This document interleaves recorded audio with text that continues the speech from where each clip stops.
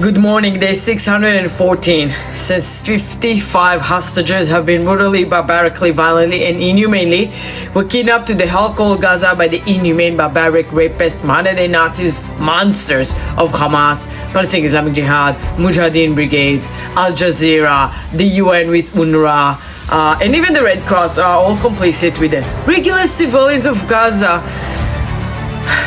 We demand the immediate release of all 55 hostages.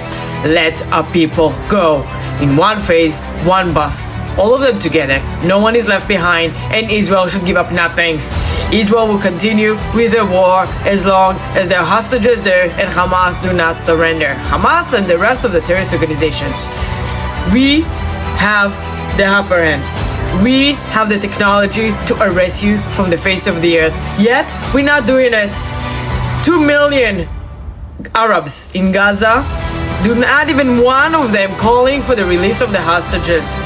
Some people say that it's only Hamas that caused the war and the poor Gaza, the poor fucking Gazan were treating our hostages worse than the terrorists themselves.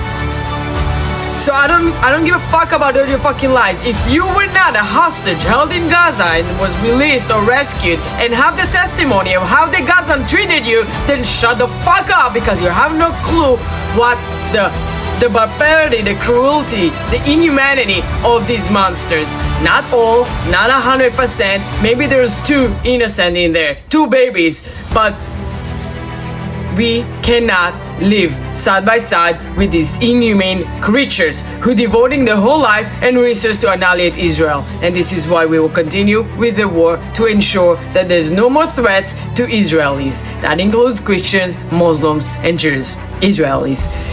2 million Arabs live peacefully in Israel because they choose to give loyalty to the state of Israel. They choose to accept Israeli citizenship. The same citizenship was offered to also the Muslims in in Judea and Samaria and Gaza when Israel took over.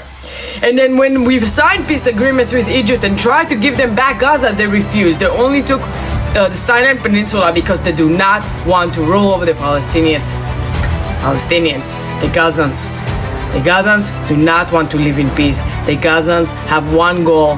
They want the annihilation of Israel. It's not even about land. They don't give a fuck about land. Look how much land so far in Gideon's chariot since the beginning of the war, and then specifically since the beginning of the operation, the IDF soldiers have been taking more and more land, control over this land in Gaza in order to pressure Hamas to push them to the corner so they can break down, cry, and beg to surrender and release the hostages.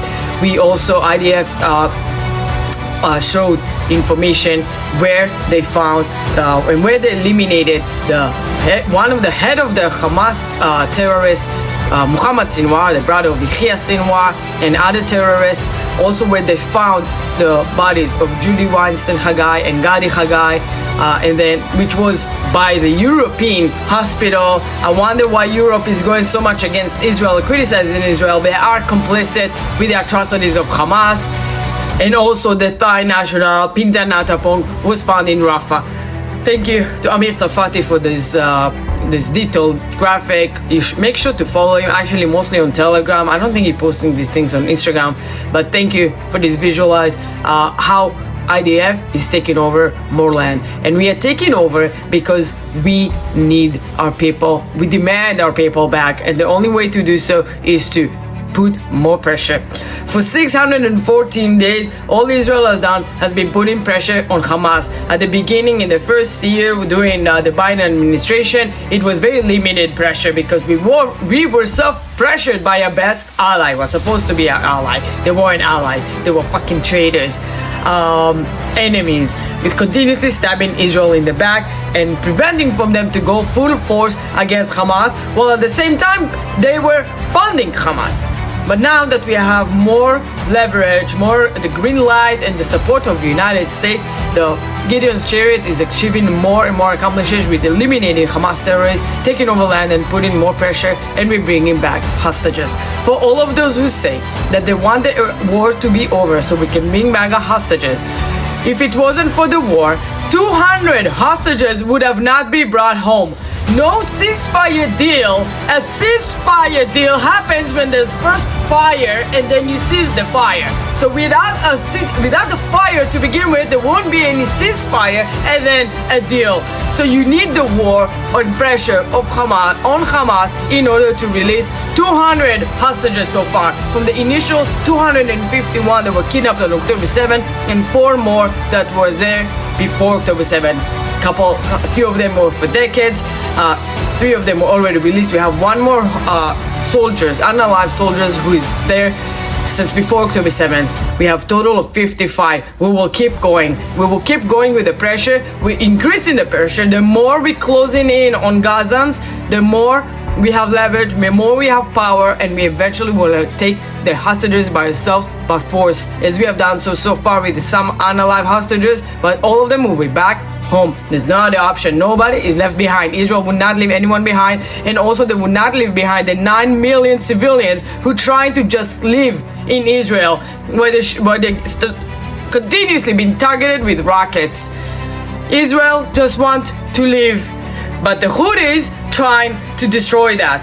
Houthis don't care about Gazans. If they would call Hamas to surrender and release the hostages. What they care about is the annihilation of Israel, and that's why yesterday they shot ballistic missiles that was directed mostly to the central Israel, but also to the south. So my family included had to rush to the shelter. My poor nephews and niece are terrified. My sister sent a message how they reacted to the alarms yesterday, the sirens that went off. My mom was in a theater. Israel is trying to live. They're trying to move on. They're trying to make living. But the Houthis will not allow it. The Houthis must be held accountable. We cannot tolerate this anymore. It's time to put pressure both on Hamas to release the hostages, put pressure on the Houthis, put pressure on Iran. Israel wants to live. Where is the international community? What are they busy? Condemning Israel, putting sanctions on Israelis, elected officials, democratically elected officials.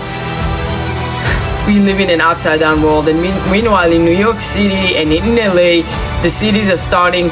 Well, LA is burning, and then yesterday in New York as well, they're joining those protests against ICE, against the deportation of illegal immigrants who are they're criminals by the fact that they just broke the law to get in here illegally. I don't care what other crimes they did. They already commit 1 crime, but many of them will commit more crimes. But these protests were hijacked yesterday in New York City by the Intifada people, by the pro-Hamas supporters. They're calling to globalize the Intifada in New York City a week after an anti-Semitic attack, an Intifada that happened in Boulder, Colorado. They want it here. They want it all over. They are not hiding the intentions. And even though some of them were arrested, obviously they were released immediately because of no bail reform and all the fucking stupid policies in New York City of the Democrats. Insane world. But I know that while this is going, we have many people who are waking up to reality of this. And also with the charade of the boat, the Madeline boat, it was all as a publicity stunt. None of it was to help Gazans. People are waking up to this bullshit, to the propaganda, to the lies, and understand that the Western civilization is at risk right now. The pro-Hamas supporters are bringing the war of Hamas over here. It's time to wake up, and people are waking up. We want to see actions. We don't want to see this hate in the streets. All Israel has ever done was trying to live in peace and defend ourselves against these ruthless terrorists who massacred our people in the most brutal way possible. 1,200 people in one day, and are still holding 55 and do not want to release them. We will keep going. We will keep defending ourselves with whatever means necessary, because we rather live. We don't give a fuck about the bad image. We will continue to live proudly between the Jordan River all the way to the Mediterranean Sea for eternity. Am Israel will always be. Am Israel Chai forever.